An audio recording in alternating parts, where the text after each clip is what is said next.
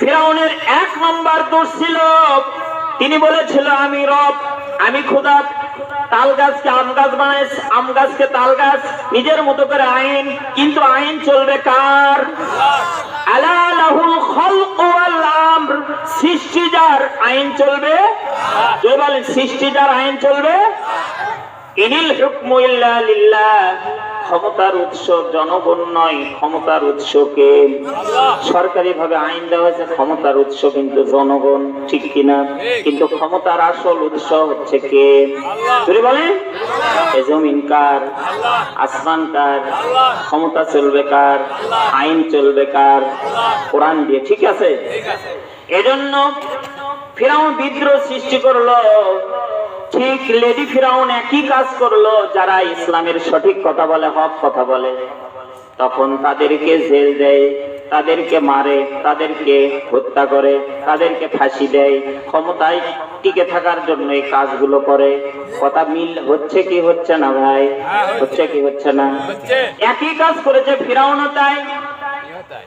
এবার একটার পর একটা এই কাজগুলো যখন করে বসলো, তখন এই ফিরাউন এক পর্যায়ে তার চতুর্দিক থেকে জনগণ তাকে অ্যারেস্ট করবে, চতুর্দিক থেকে তার উপর আক্রমণ করা শুরু করলো।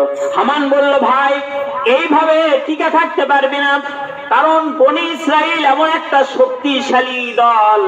বনি ইসরাইলের একজন নবী ইউসুফ আলাইহিস সালাম 300 বছরের বেশি রাজত্ব নিয়েছিল, কিন্তু তাকে কেউ নামাতে পারেনি। তুই কিন্তু 2-1 বছর পরে হেরে যাবি, অতএব এই কাজটা করিস না ভাই, আস্তে আস্তে তুই কিন্তু শেষ হয়ে যাবি। এবার এই বুদ্ধি তাদের ভয় আছে না নাই? মনে রাখবেন, যারা স্বৈরাচার হয়, যারা ইসলাম বিরোধী হয়, যারা কোরআন বিরোধী হয়, যারা আলিম ওলামার মুখে মাথা থেকে সুন্নতি টুপি যারা কুকুরের মাথা দেয়, তারা কখনো এই কোরআনকে, ইসলামকে ভালোবাসতে পারে না। এটা মনে রাখতে হবে। এরা কখনো আল্লাহ প্রেমিক, কোরআন প্রেমিক হতে পারে না। এরা হচ্ছে দালাল। এরা কি বলেন তো? কি এরা দালাল। এদেরকে দিয়ে বিভিন্ন ভাবে বিভিন্ন জায়গায় বসিয়ে দিয়ে ভালো মানুষগুলোকে শেষ করার জন্য ওরা সারা রাত ধরে পরিকল্পনা করে, সকাল বেলায় তাদেরকে ধরার চেষ্টা করে। করেছে কি করেনি? ঠিক লেডি ফিরাউন একই কাজই করেছে। ফিরাউন এই কাজগুলোই করেছিল। প্রিয় ভাইয়েরা আমার, এই দালালরা, এই চিটাররা নিজের প্যান্ট ঠিক মতো পরতে পারে না, এমনকি লুঙ্গির গেটও ঠিক মতো দিতে পারে না, মাজা সোজা হয় না। ওরা তাফসীর মাহফিলে বলে যে তাফসীর মাহফিল চলবে না, তাফসীর মাহফিল বন্ধ করতে হবে, তাফসীর মাহফিল করা যাবে না। আজকে তোমাদের কি অবস্থা? আজকে তোমাদের কি অবস্থা? আজকে তোমরা কোথায়? আজকে তোমরা গা ঢাকা দিয়েছো কেন? আজকে তোমাদের খবর নাই। কারণ তোমার নেত্রী তোমাদেরকে ছেড়ে ফুট করে চলে গেছে। 45 মিনিট মাত্র সময় পেয়েছে। রান্না করা, যে রান্না করেছিল সেটাও আর রেজেকে ছিল না, ঠিক কিনা? তাহলে 1 নম্বর কি? এই কাজ করবে। সুতরাং এরা এই যে স্লোগান দেওয়া, এটাও এরা পছন্দ করে না। এই যে স্লোগান নারে তাকবীর আল্লাহু আকবার, এই স্লোগানও এদের সয় না, এদের সহ্য হয় না। তোমার নারায়ে তাকবীর, লিল্লাহে তাকবীর, এই স্লোগান তোমার পছন্দ হয় না। যেই এই 14 কোটি মুসলমানের দেশে মসজিদ থেকে আল্লাহু আকবার ডাক হয়, যে ডাক শুনে মুসলমানেরা নামাজে আসে, আর তোমরা সেই আজান আল্লাহু আকবার ধ্বনি তোমাদের সহ্য হয় না। কয় এই আজানের মধ্যে, এই তাকবীরের মধ্যে তোমার জামাত জামাত গন্ধ। ঠিক, আগে বলতে জঙ্গি জঙ্গি, এখন কয় জামাত জামাত গন্ধ। আছে না নাই? তোমরা নামের আগে মোহাম্মদ বসাও কেন? নামের আগে শ্রী লাগাবা। তোমাদের তাকবীর সহ্য হয় না, নামের আগে শ্রী লাগাবা। এই তাকবীর এদের গায়ে সয় না, জ্বালা পোড়া হয়। আজকে তোমাদের কি অবস্থা? সুতরাং আগামীর দেশ হবে কোরআনের বাংলাদেশ, আগামীর দেশ হবে ইসলামের বাংলাদেশ, আগামী দিন কোরআন দিয়ে পার্লামেন্ট চলবে। কারা কারা রাজি? হাত তুলে আল্লাহকে দেখান। নারায়ে তাকবীর, নারায়ে তাকবীর। আল কোরআনের আলো, আল হাদিসের আলো। আমার নেতা তোমার নেতা, রাসূলের শত্রুরা। নারায়ে তাকবীর। কি আলোচনা চলবে না শেষ করব? কিছু কিছু বাটপাট চিটার চার দোকানে বসে বলতেছে জেল রাজনীতি হচ্ছে। আরে মিয়া, কোরআন, গোটা কোরআনই তো রাজনীতি। আল্লাহ রসুল এই যে মাতৃ জীবনে নামাজ ছিল, রোজা ছিল, হজ ছিল, যাকাত ছিল, এই কোরআনের দাওয়াত দিয়েছেন, লোক তৈরি করেছেন, রাজনীতি করেছেন। তুমি কোরআন বোঝো না, তোমার সমালোচনা করা ঠিক আছে। এ তাকবীর আছে না নাই? তাকবীর আছে যেখানে আমরা থাকবো, নামাজ আছে যেখানে আমরা থাকবো, কোরআন আছে যেখানে আমরা থাকবো। আল্লাহ আমাদের কবুল করুন, বলেন আমিন। যদি বলেন আমিন। কোরআন দিয়ে এই পার্লামেন্ট চলবে। রাজি আছে না নাই? কোরআনের পক্ষে আমরা আছি না নাই? আগামীর পার্লামেন্ট কোরআন দিয়েই হবে, বলেন ইনশাআল্লাহ। তাহলে জিনা থাকবে না, ব্যভিচার থাকবে না, সুদ থাকবে না, ঘুষ থাকবে না, সমাজে বেনামাজি থাকবে না। ওই পার্কে মেয়ে নিয়ে ঘোরার সেই সুযোগ পাবে না। মেয়ে নিয়ে ঘোরে কয় কি কিছু কিছু বলে যে যদি কোরআন দেশে কায়েম হয়ে যায় তাহলে তো আমরা এই সুদ ঘুষ জিনা ব্যভিচার অন্যায় কাজ, এই যে চুরি ডাকাতি, এই যে নিয়ে নিয়ে ঘোরাঘুরি, এগুলো তো আর করতে পারবো না। সেই জন্য অনেকে এদের এক ভাই করতেছে, এখন সেগুলো করে নিচ্ছে। তাহলে আমার সময় কম, আমার সবগুলো পয়েন্ট সময়ের মধ্যে বলতে হবে। আল্লাহ পাক বলছেন ইন্না ফিরআউনা আলা ফিল আরদ। আল্লাহু আকবার। কোন ফিরআউনের এক নম্বর দোষ ছিল, সে বলতো আমি বড় খোদা, আমার উপর কেউ নাই, আমি সর্বশ্রেষ্ঠ, আমি যা বলবো এটাই আইন। তাল গাছকে যদি আম গাছ বানাই সেটাই আইন। এই লেডি ফিরাউন একই কারবার করেছে, সে যা বলেছে বলছে এটাই আইন। ইসলামের পক্ষে হোক আর বিপক্ষে হোক, সিয়ের ঠিক রাখার জন্য নিজের তৈরি করা মন গড়া শয়তানি কাজ, নিজের তৈরি করা আইন দিয়ে দেশ পরিচালনা করেছে। ঠিক কিনা? একই কাজ করেছে। সুতরাং আজকে কিন্তু সব মিল করে দেব। এই ফিরাউন, আমি কোরআন দিয়ে বলছি, আপনি আজকেই যাদের কাছে টাচ মোবাইল আছে আপনি তাফসীর খুলে দেখেন, সূরা কসস 4 নম্বর আয়াত। কয় নম্বর বলেন? 4 নম্বর। সূরা কসস 4 নম্বর আয়াত। এই আয়াতের তাফসীর আমি আপনাদের সামনে পেশ করছি। ফিরাউনের 4টে দোষ ছিল। এই ফিরাউনের যে 4টে দোষ ছিল, এই ফিরাউনের দোষের সাথে লেডি ফিরাউনের যে মিল ছিল, এটা আমি বুঝাই দিচ্ছি।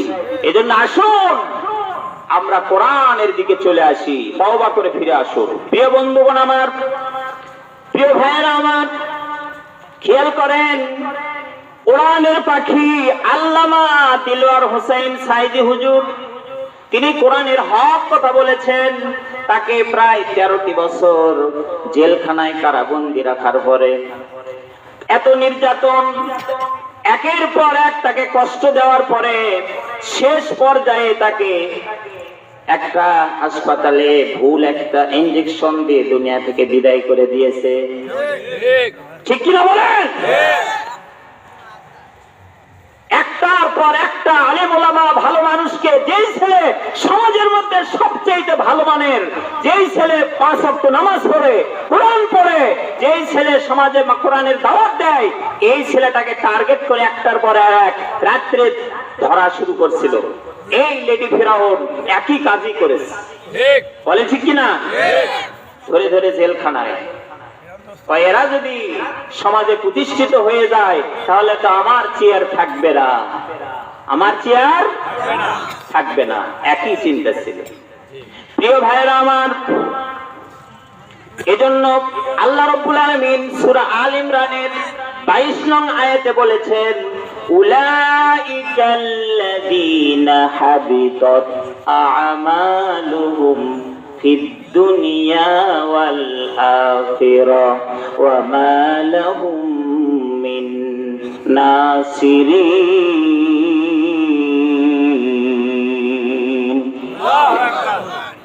প্রিয় ভাইরা আমার, দলিল সহকারে কথাগুলি বলছি। সূরা আল ইমরানের 22 নং আয়াতে আল্লাহ রাব্বুল আলামিন বলেন, যারা আলেম ওলামার সাথে খারাপ আচরণ করে, আলেম ওলামাকে বেয়াজ্জতি করে, অপমান করে, তাদের দুনিয়া এবং আখিরাতে আল্লাহ তাআলা অপমান করবেন। ওমা লাহুম মিন নাসিরিন, দুনিয়া এবং আখিরাতে তাদের জন্য কেউ সাহায্যকারী হবে না। কথা কার? তিনি বলেন কথা কার? এখানে উলামা বসে আছেন, আমি ভুল কথা বললে হযরত আমাকে ধরে ফেলবেন, আমার কোনো আপত্তি নেই। শুধুমাত্র তাই নয়, কথাই কথা বেড়ে যায়। সূরা তারিকের শেষ 3 আয়াত আল্লাহ বলেছেন ইন্নাহুম ইয়াকিদুনা কাইদা ওয়া আকিদু কাইদা ফামাহিলিল কাফিরিনা আমহিলহুম রুয়াইদা।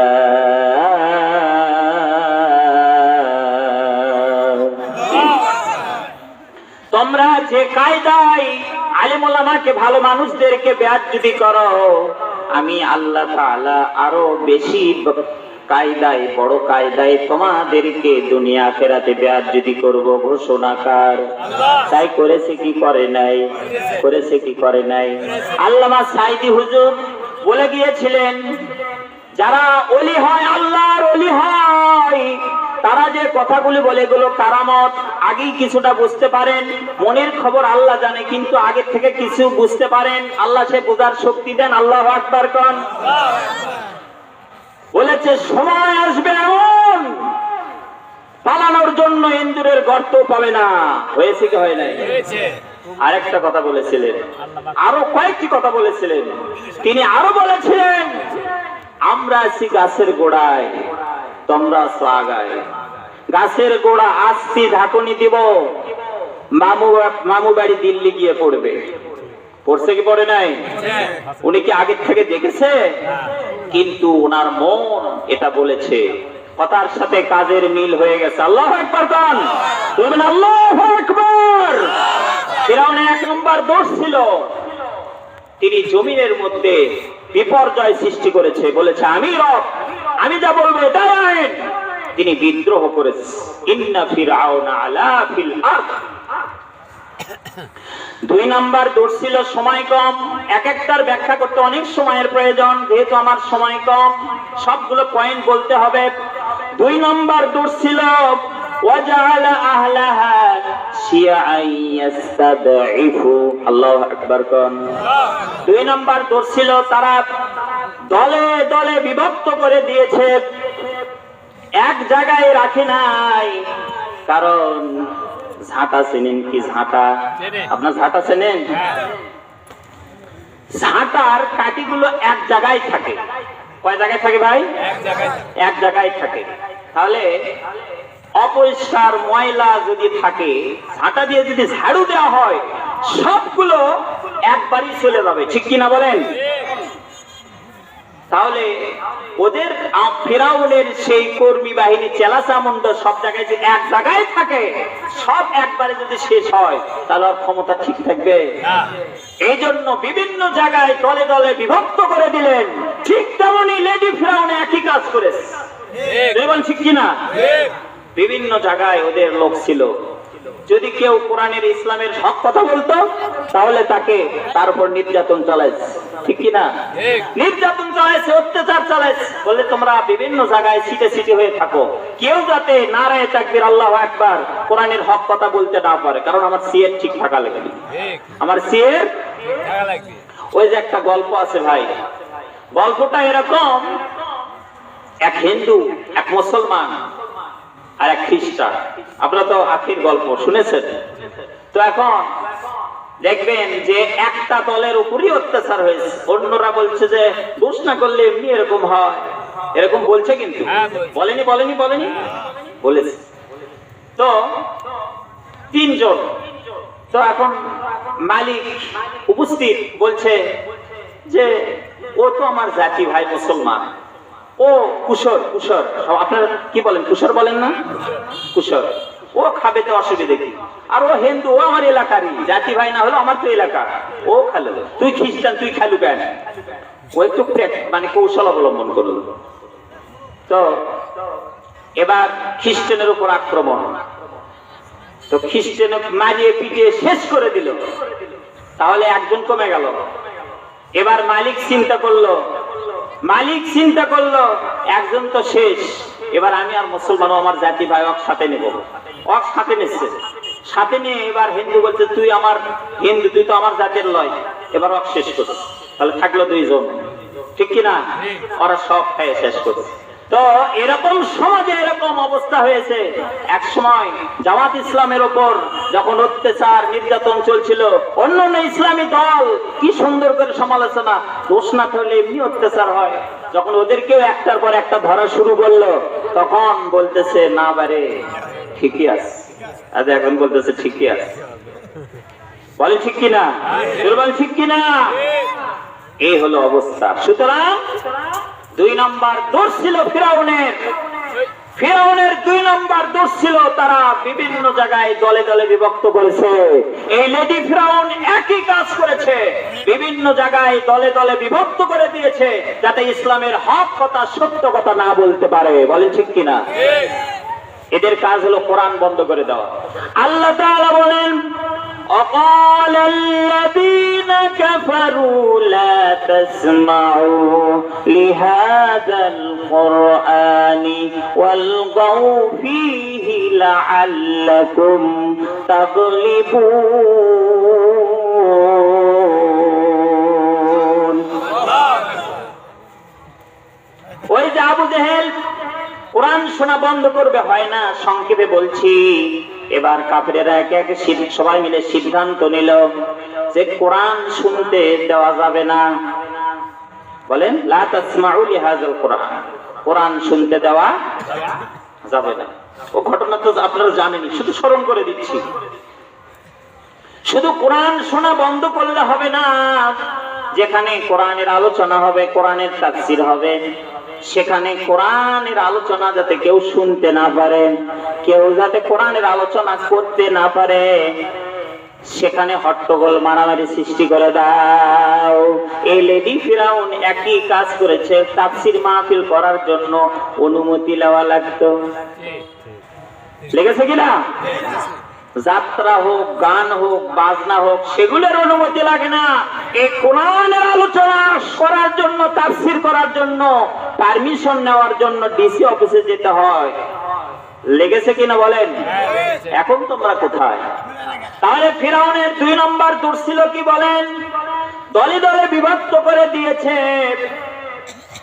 লেডি ফিরাউন একই কাজ করেছিল, দলে দলে বিভক্ত করে দিয়েছে, যাতে কোরআনের হক কথা কেউ বলতে না পারে। সমাজে সুদ আছে না নাই, ঘুষ আছে না নাই, এই সুদ ঘুষ জিনা ব্যভিচার এগুলো বন্ধ করার দরকার আছে না নাই। কোরআন দিয়ে সমাজ পরিচালন, এটা আমরা চাই কি চাই না? কারা কারা চাই হাত তুলে দেখায়। লিল্লাহে তাকবীর, আল কোরআনের আলো, আল হাদিসের আলো, লিল্লাহে তাকবীর। কি হবে বেঁচে থেকে অযথা বিদ্যা শিখে, যদি না করতে পারি শোষণবিহীন সমাজটাকে?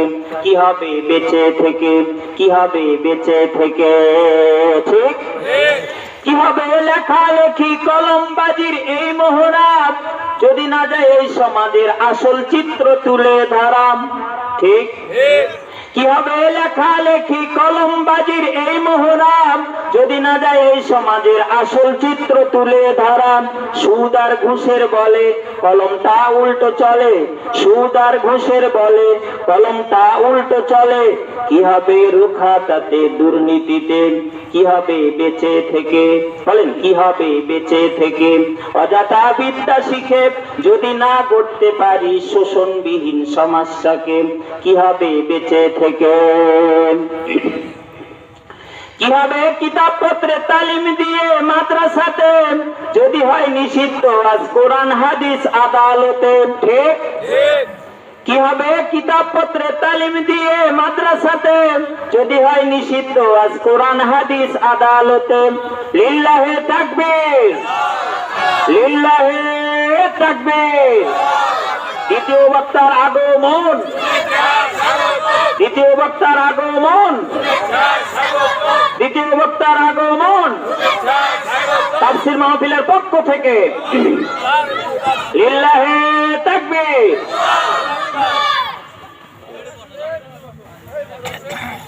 সম্মানিত হাজিরিন, আসলে আলোচনা করতে অনেক সময়ের ব্যাপার, তারপর আমি পয়েন্ট সংক্ষেপে বলার চেষ্টা করব।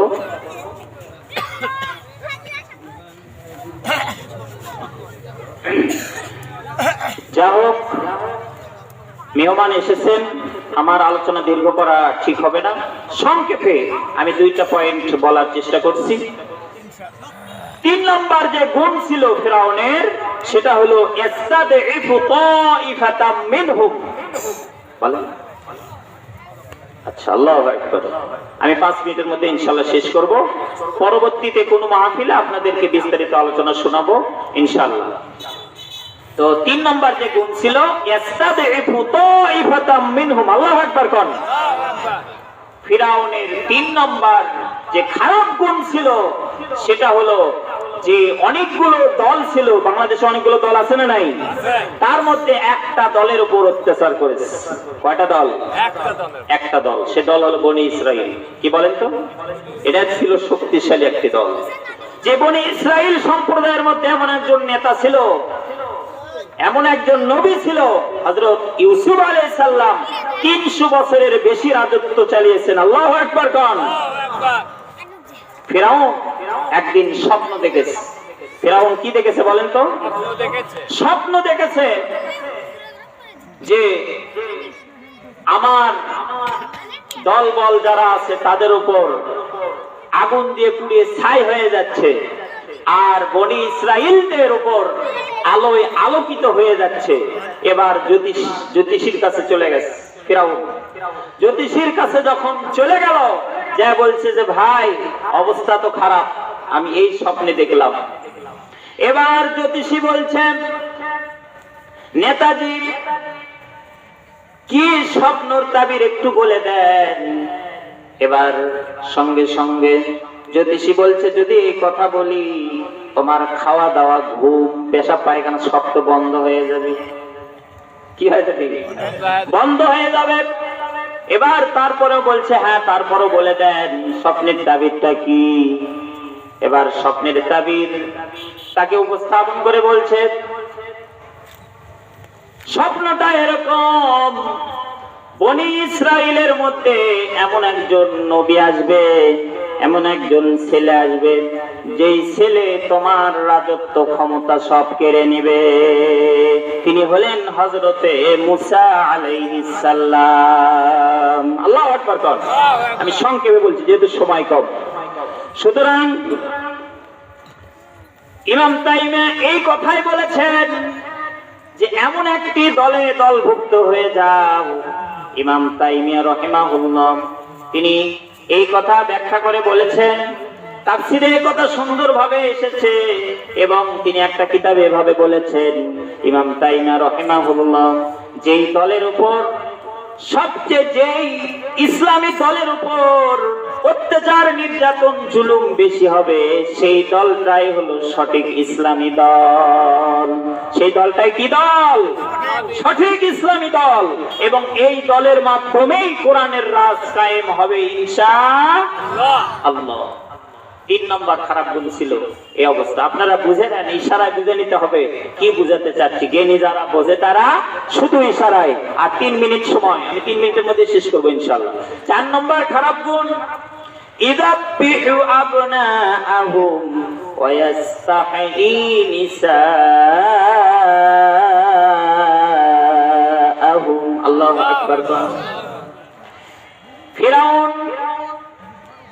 তার একটা খারাপ গুণ ছিল। 4 নম্বর খারাপ গুণ হলো, বনি ইসরাইলের মধ্যে যারা পুরুষ মানুষ জন্ম নিত তাদেরকে একটার পর একটা মেরে ফেলে দিয়েছে, আর নারীদেরকে বেঁচে রেখেছে, তাদেরকে নিজে সহ তার সেলাসা মুন্ড দিয়ে ধর্ষণের কাজে লেগে দিয়েছে। নাউজুবিল্লাহ খান। এই লেডি ফিরাউন একই কাজ করেছে।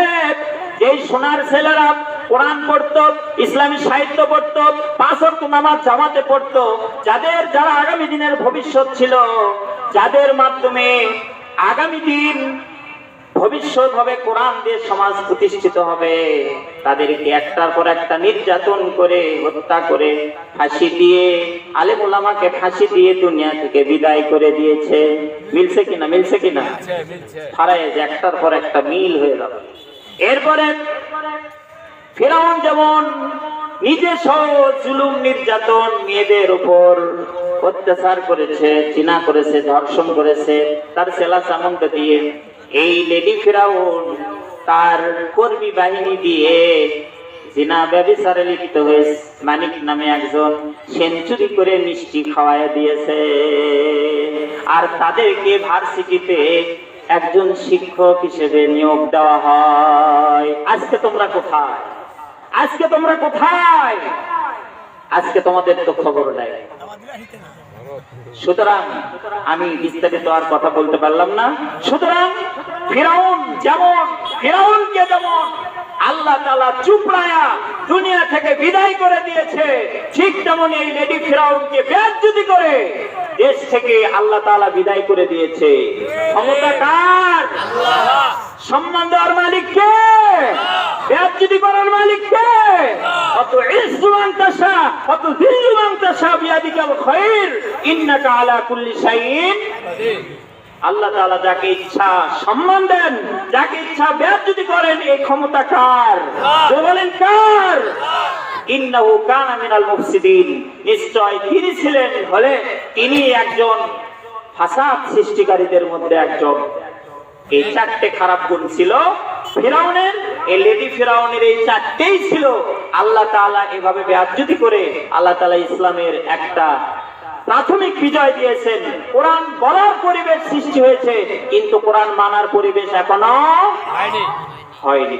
এই পরিবেশ করার জন্য কোরআন দিয়ে সমাজ চলুক, পরিচালনা হোক, এটা আমরা চাই কি চাই না? এটা আমরা চাই কি চাই না? সিরিয়া বিজয় হয়েছে, আর বাকি নেই। তার মানে সিরিয়া বিজয় হওয়া মানে পৃথিবীর মুসলমানদের বিজয়। ইমাম মাহদী আসার সময় চলে এসেছে। সুতরাং আর দেরি নয়, আসুন আমরা কোরআন দিয়ে দেশ পরিচালনা হোক।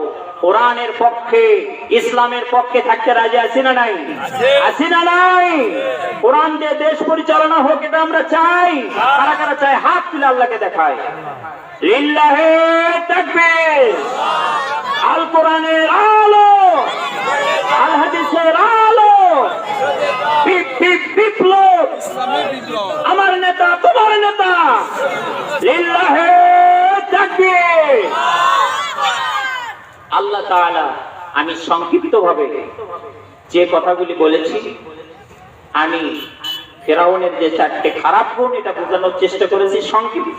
আসলে সংক্ষেপে বিষয়গুলো আমি তারপরেও বলতে পেরেছি। আমি যা কিছু বলেছি আল্লাহ তাআলা আমাকে সহ আপনাদের সকলকে মানার তৌফিক দান করুন।